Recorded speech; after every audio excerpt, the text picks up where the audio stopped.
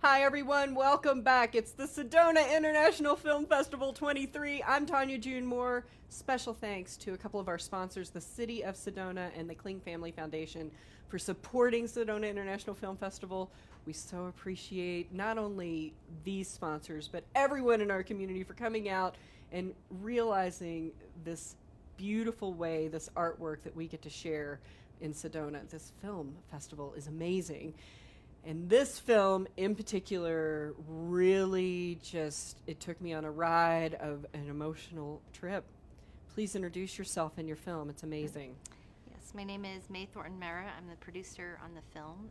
My husband and I are filmmaking partners, and he's the director and producer and also the director of photography on the film.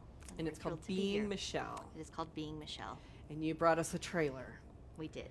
Okay, get ready, folks. Here we go. Whew.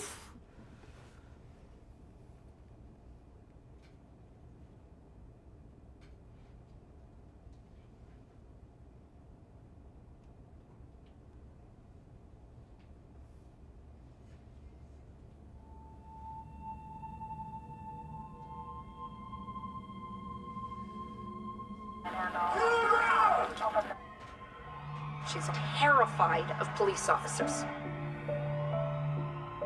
You want to take your jacket off because you're hot? Are you hot? And she won't talk. She's dead.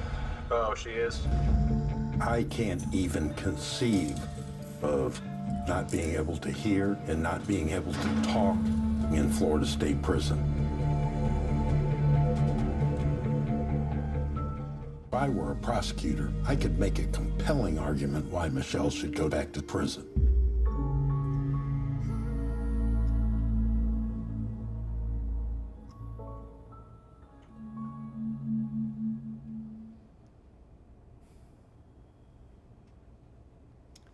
First of all, and I've been saying this off camera, I love her. I love her, who she is and who she represents.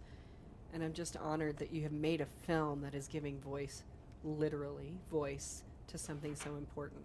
How did you come in contact with this story? So we actually met Michelle by chance through a good friend of ours and one of the executive producers on the film. And when my husband first met her, something happened and she ran away. And so one of the runaway scenes in the film was actually his first meeting of her, and he had his camera and he started filming. And then as we started to learn about her story and peel away the layers, when we met her, she had been about 1 year out of prison, out of the 5-year prison sentence. And so we met her about a year after she'd been out of prison. And then what you see in the film is the next several years of her life. So. And you told me off camera you didn't even know how this was going to end up as far as a story. We didn't. I mean, we started filming. She had that second, that additional arrest after she'd been out of prison, and we were following the case and learning about her life, and it was all going on at the same time. I'm left speechless mainly, and that's hard. Most people out here know me. Because this is a very sensitive story that I think happens more often than not. An individual is completely misunderstood, and here we are in 2023 still making kind of amends to what we don't know. Right.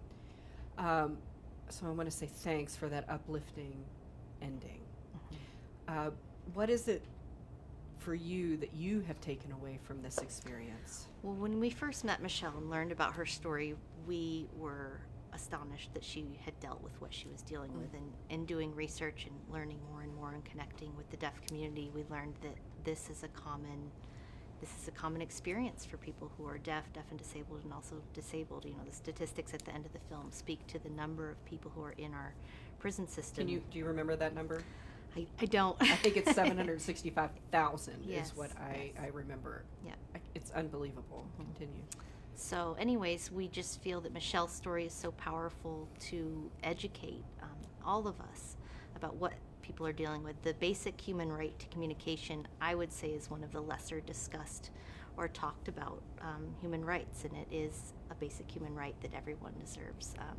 So we really hope that Michelle's story will continue to help push that and make changes in our criminal justice system, not only here in the United States, but we believe this is an issue globally. So It's empowering. It's not even inspiring. It's really empowering, not only for someone like Michelle, but for other people. And was that a theme that you were working with as you were producing this film? You know, I mean, the human experience, you know, we all have things that we experience and we can relate to one another.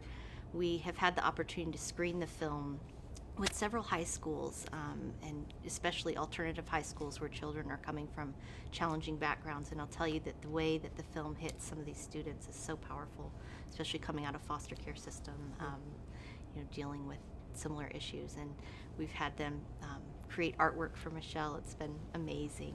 But she truly is, she's an inspiration to all of us. And you know, the deaf community, I would say, if I've learned one thing in this film, I never realized how marginalized the deaf community is in this country.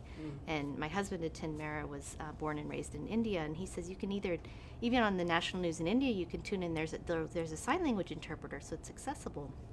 But we are really far behind in this country, and it's very important that all of us do everything we can to, you know, include and connect with the deaf community and make sure that our events are accessible and that we are providing access. Have you screened here yet? We haven't. We have our first screening today at 1:10 and one on the 22nd.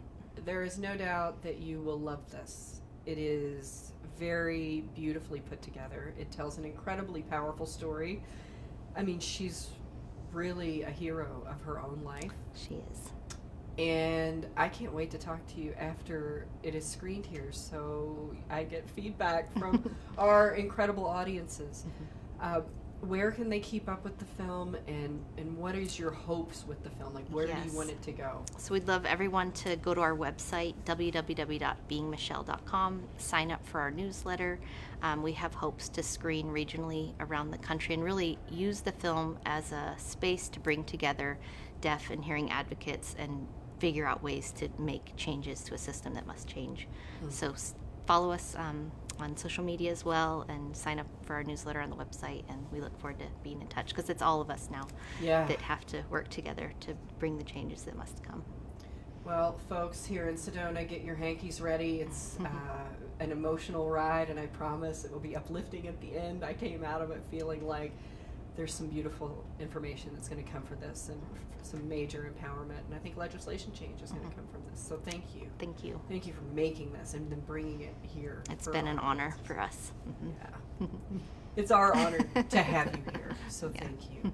And once again, follow our hashtag SIF23 and Sedona Film Fest 23, catching all of these interviews and these amazing films so you can see them out there in the world.